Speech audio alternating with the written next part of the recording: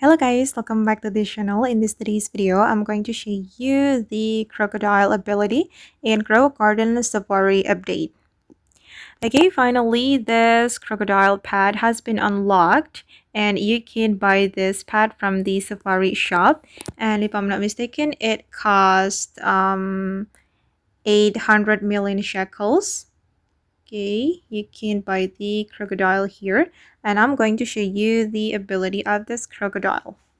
Okay, and basically it can boost your plant's growth and also get it can make your pad get high bonus XP.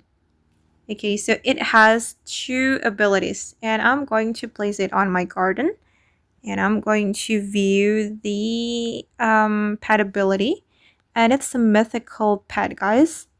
Every 19 minutes, it can bite onto a random plant or pad for 30 seconds and performs a roll, and plant can grow an additional 45 S, and pet can get additional 35 XP.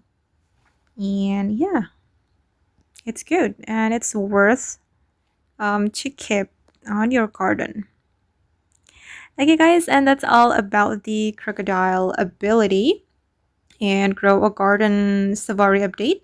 I hope this video will be useful for you. Thank you so much for watching, and bye!